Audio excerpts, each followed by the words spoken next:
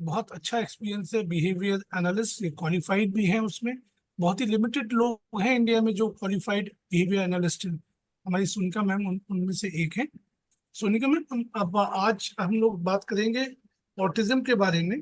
जी ये हम लोग ये तो जानते हैं कि ऑटिज्म होता जी है, कुछ क्या जी। होता है हमको मालूम नहीं। ऑटिज्म, जैसा कि जानते हैं, ऑटिज्म वर्ड ऑटो वर्ड से बना है। ऑटो का मतलब होता है हिंदी में स्वचालित। तो अपने आप में खोए रहना, अपने जो अच्छा लग रहा है अपनी धुन में खोए रहना। जैसा कि हम सभी जानते हैं, 2 अप्रैल को वर्ल्ड ऑटिज्म डे के रूप में मनाया जाता है। अप्रैल मंथ को हम ऑटिज्म मंथ के रूप में मनाते हैं। तो इसी के उस उपलक्ष्य में हम ये वर्कशॉप हमने ऑर्गेनाइज की है।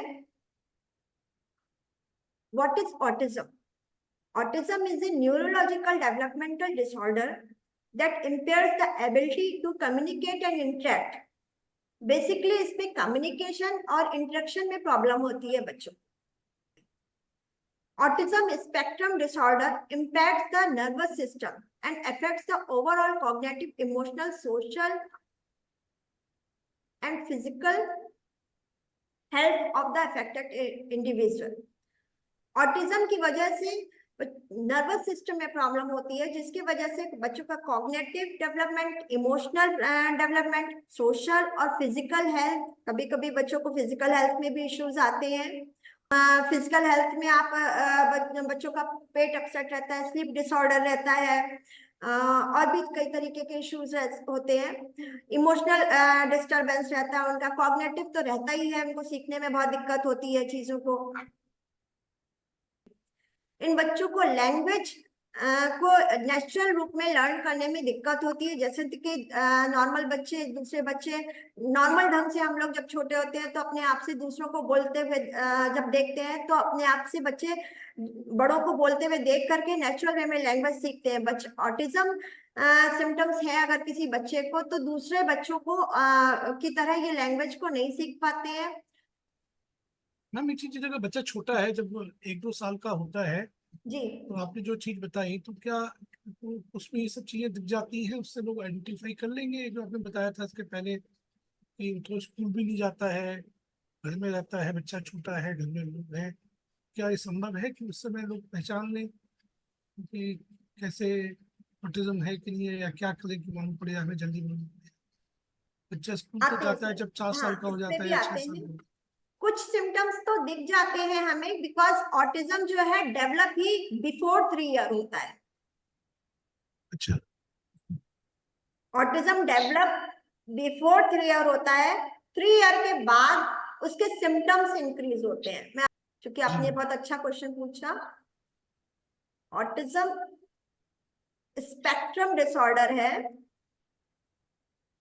ASD।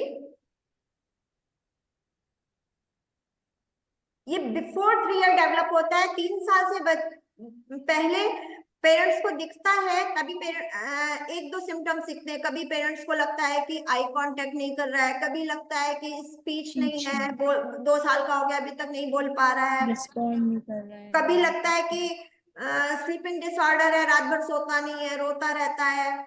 कभी लगता है बहुत हाइपर एक्टिव है, बार बार इधर से उधर कूद रहा है, एक जगह बैठता ही नहीं, इसको हैंडल करना बहुत मुश्किल हो रहा है। बट आफ्टर 3 ईयर्स उसके सिम्टम्स बिफोर 3 ईयर ही होते हैं, बट आफ्टर 3 ईयर्स अगर early diagnose and early intervention is important. अगर उनका डायग्नोस अर्ली स्टेज में बिफोर 3 ईयर कर लिया जाता है और राइट डायरेक्शन में उनका इंटरवेंशन स्टार्ट कर दिया जाता है, तो मेरे खुद के ट्रेन करे काफी सारे बच्चे में कवर हो जाते हैं। बट अगर उनका जी। डायग्नोस भी काफी हद तक, डायग्नोस 3 साल से पहले हो जाता है बट इंटरवेंशन नहीं स्टार्ट होता है राइट डायरेक्शन में, तो ये सिम्टम्स फिर इंक्रीज होने लगते हैं। अगर डायग्नोस अर्ली स्टेज में करके इंटरवेंशन स्टार्ट करते हैं तो सिम्टम्स माइनस की साइड में जाते हैं, डिक्रीज होते हैं। और इंटरवेंशन डायग्नोस हो गया कुछ बच्चों में, बट जी। इंटरवेंशन राइट डायरेक्शन में नहीं हुआ या लेट स्टार्ट हुआ, पेरेंट्स डिनायल मोड पे, तो सिम्टम्स इंक्रीज होते रहते हैं और प्लस हो जाते हैं, और फिर बच्चा माइल्ड टू सीवियर चला जाता है। आप एज ए पेरेंट्स आप बता सकते हैं कि आपने डायग्नोस कौन सी एज में कराया था और उसके बाद इंटरवेंशन कब स्टार्ट हुआ? ठीक है, तो डायग्नोस तो 2.5 साल की उम्र में कराया था। और सबसे पहले सिम्टम्स थे नो स्पीच, सबसे पहली चीज। और क्योंकि मेरे पास एक बेटी थी पहले, मतलब बड़ी बेटी है, तो मैं कंपेयर कर सकती थी कि इस उम्र तक वो बोलना शुरू कर दी थी, इस उम्र तक उसने ये चीजें शुरू कर दी थी, और बेटे में नहीं हो रही थी वो चीजें उस उम्र तक। तो सबसे पहली चीज तो ये कंपैरिजन था मेरे लिए। सेकेंडली, स्पीच नहीं थी, बिल्कुल स्पीच नहीं थी।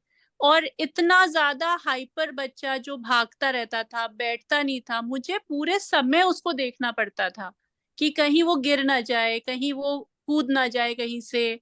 ये मेन मेरी प्रॉब्लम्स ये थी। और स्कूल में जब हमने डाला प्ले स्कूल में, तो भी स्पीच नहीं थी। बट उनकी प्रिंसिपल ने बोला अभी वो बच्चों के साथ रहेगा तो आ जाएगी धीरे धीरे, ये चीजें थी। बट वो नहीं हुआ। स्कूल से रोज शिकायतें आती थी, ये बैठता नहीं है, इंस्ट्रक्शंस फॉलो नहीं करता है, अपने ही दुनिया में खेलता रहता है जैसे इधर उधर, ये चीजें थी। तो ये ऐसी चीजें हैं जो हर बच्चे के साथ नहीं होती हैं। तो मेरी तो ये चीजें थी पहले। तो आपने फिर डायग्नोस आपने बिफोर 3 ईयर कर लिया, देन इंटरवेंशन कौन हम्म। सी एज पे स्टार्ट किया? यही 3 इयर्स के आसपास मैं आपके पास जब लाई, तो वो 3 साल का था। उस समय तक मैं उसका सारा कुछ करा चुकी थी, दिल्ली ले जाके मैंने उसका पूरा चेकअप, जो जो उन्होंने बोला, वो आईक्यू टेस्ट, ब्रेन मैपिंग, बहुत से टेस्ट थे, वो सब मैंने कराया। जब डायग्नोसिस मुझे पता चला, तो मैं फिर आपके पास लाई। वो 3 साल के आसपास था उस समय। और आज आपका बच्चा कहाँ स्टैंड कर रहा है? आज वो 17 साल का हो जाएगा, क्लास 10th में पढ़ रहा है। और आज आपसे मिला भी था बहुत सालों बाद, आपने भी देखा होगा। अब वो टच वुड बहुत अच्छा कर रहा है तो मैं अब आपसे भी पूछना चाहूंगी कि आपने अपने बच्चे का डायग्नोस या आपके अपने बच्चे में सिम्टम्स कौन सी एज पे ऑब्जर्व किए? एक्चुअली मैम ऐसा था ना कि लगभग 1.5 साल का था, तो वो 1 साल के बीच में तो काफी प्रॉपर बोलना स्टार्ट कर दिया था। बीच में क्या हुआ था कि स्पीच लेस होती गई। तो आप स्क्रीन टाइम उसका कोई भी लगभग 6 से 7 घंटे हो रहा था फोन पे। तो स्क्रीन टाइम हम लोगों ने जीरो कोशिश की, तो 1 वीक में स्क्रीन टाइम जीरो कर दिया गया। बट अभी तो काफी चीजें रिकवर हैं इस टाइप की। बाकी कोई ऑटिज्म टाइप में डायग्नोस नहीं हुआ था, बाकी मे बी ना हो तो बेटर ही है लोगों की तरफ से। नहीं, मतलब अभी क्वेश्चन वो ये है प्ले ग्रुप कि में उसका आपने भी एडमिशन हो 1.5 साल गया। में ऑब्जर्व कर लिया था कि आपके बच्चे हाँ को हाँ। कुछ इशू है। जी जी। जी। तो हाँ, तो यही एज ए पेरेंट्स आपको समझाना है कि 1.5 साल में ऐसा क्या लगा कि बहुत बच्चा बिकॉज छोटा होता है उस टाइम पे, तो आपको मैम ऐसा वॉइस क्या भी लगा? क्लियर है। हाँ एक्चुअली मैम वो था ना कि वॉइस पहले उसकी आ रही थी, वो पापा मम्मा सारी चीजें बोल रहा था, समझ रहे। फिर एक्चुअली क्या हुआ, जैसे कुछ कुछ टॉयज टॉयज को उसने सिर्फ ओनली व्हील को मूवमेंट करा, बिजी रहने लगा उससे, अकेले सो जाता था, स्पीच भी लेस हो रही थी, ये चीजें आ रही थी।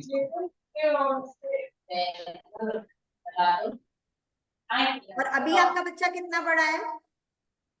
अभी 3 साल का एग्जैक्ट कंप्लीट हुआ है 1 अप्रैल को, और प्ले ग्रुप में एडमिशन भी हो गया है उसका।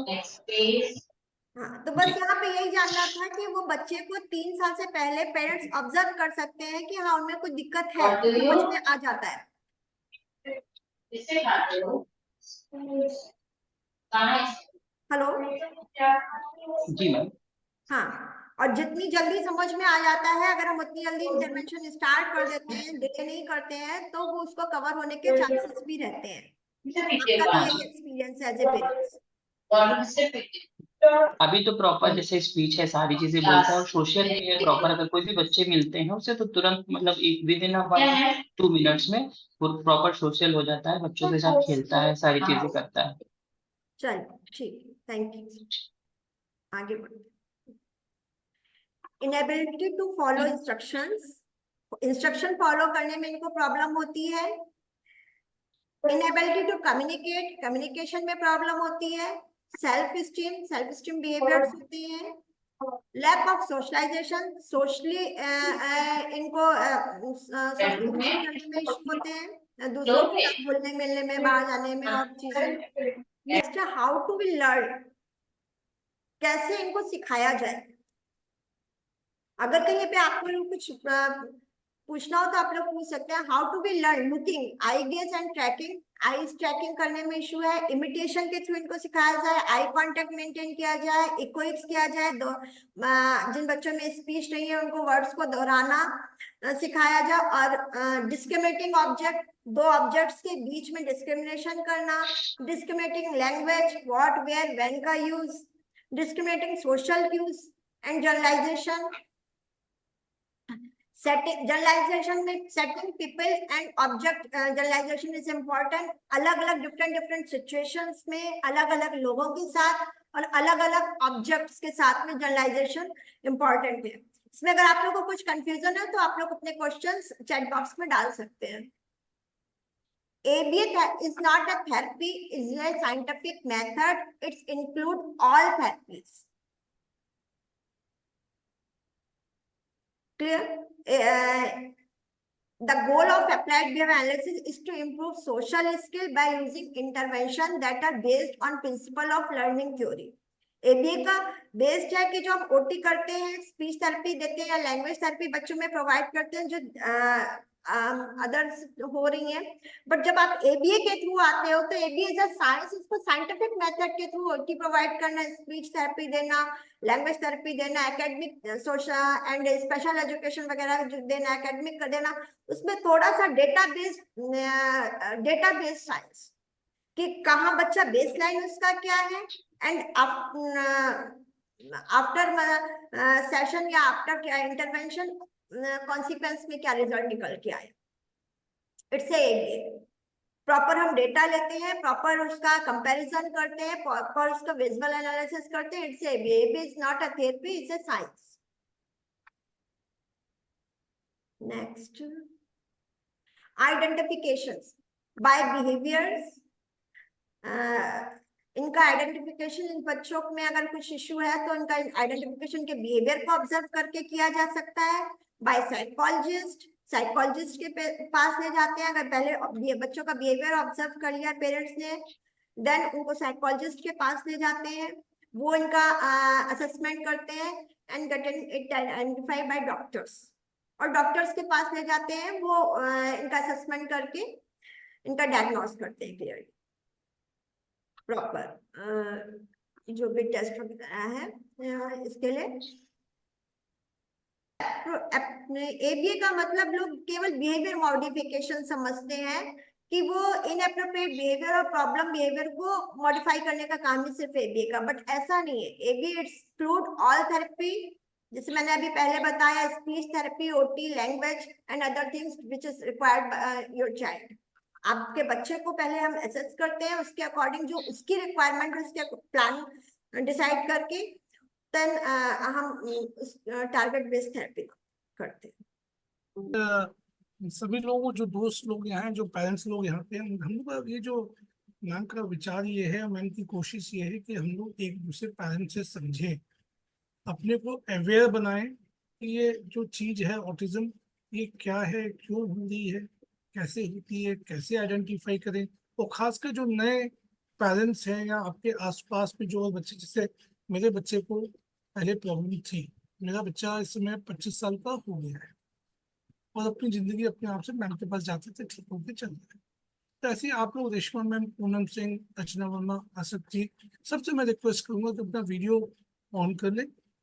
और अगर आपको जैसे लगता है उससे, हम लोग ये कोशिश करेंगे कि देखिए हम लोग के घर में जो हमारे साथ हुआ अच्छा हुआ, मैम ने ठीक किया, उनको समय से मिल गया। जैसे अभी मयंक जी बता रहे थे कि बच्चे में कोई प्रॉब्लम नहीं है, अभी रेशमा जी बता रही थी, पूनम जी बता रही थी, कौन बता रही थी कि कोई दिक्कत नहीं। अगर आपके पास कोई, आप लोगों के साथ कोई दिक्कत है भी, अगर मान लीजिए बच्चे में कोई दिक्कत है, तो हम ये चाहेंगे कि आपस में एक दूसरे को समझ के और सुनीता मैम की गाइडेंस से कहीं हमको ये ना लगे कि हमारा बच्चा जिसको देखिए एक समय से चीज हो जाए, स्टिच इन टाइम सेव्स 9। अगर उनका कहना है कि 3 साल के पहले बेस्ट टाइम होता है आइडेंटिफाई करने का, तो हमारा बच्चा 3 साल का था तो उससे तो बोल लेगा, हमने ध्यान नहीं दिया, हम तो उससे बोलता है बोल लेगा। फिर जब उसके बाद कहीं दिल्ली गए, जैसे कि अभी कोई कौन सी मैम आई थी, मैम उसके पहले रेशमा जी। मैम आई थी, रेशमा जी प्लीज अपना वीडियो ऑन कर सकती हैं, शेयर कीजिए प्लीज। रेशमा जी ने जैसे बोला वैसे हम लोग भी दिल्ली गए, national institute of mental health गए। अब इनसे मालूम पड़ा कि कहाँ, तो जो दूसरे लोग हैं ना रेशमा मैम, जो लोग जी हैं जिनको जिनको मदद की जाए, उनको ये मालूम नहीं होता है कि क्या करें। मेरी बात समझ रही होंगी। तो ये एक मुहिम जो इनकी तरफ से चालू की गई, इसका मैं साथ दे रहा हूँ करती रही, क्योंकि मैं इनसे बहुत सालों से जुड़ा हूँ। तो कोशिश ये है कि कुछ लोग जिनको मदद मिल जाएगी हमारे जरिए, जैसे मेरा टेस्ट होता था स्पीच के लिए, हमको प्रॉब्लम लगा कि इनकी हियरिंग ठीक नहीं। अब हियरिंग टेस्ट कराने जाते थे तो ये मेरा टेस्ट नहीं कराते थे, रोने लग जाते थे, छोटे थे तो उतना छोड़ नहीं सकते। ठीक है, अब लगता है कि मेरा टेस्ट हमने पहले करा लिया होता। हम जी स्पीच थेरेपी भी लेके गए। एक अब स्पीच थेरेपी में लोग पूछेंगे किसके पास लेके गए, तो हम किसी का प्रमोशन नहीं कर रहे। ये नहीं कह रहे कि सिंसर के पास ले जाइए, हम लोग वहां अगर नर्सिंग होम में लेके जाते तो बंदी होगी उनको। लेकिन चक्कर कि अगर तो दूसरे को मिल जाता है, मेरी वाइफ भी है, मैं साथ करती हूँ, उससे क्या होता है कि एक दूसरे को फायदा हो। वही इनका मैम की कोशिश है कि अवेयरनेस, जी ऑटिज्म भगवान ने दिया, बच्चे में आ गया, तो केवल अवेयर करने की बात करें, किसी और को दिक्कत है तो आप लोग सब लोग एक दूसरे को यहाँ फील कीजिए इसमें।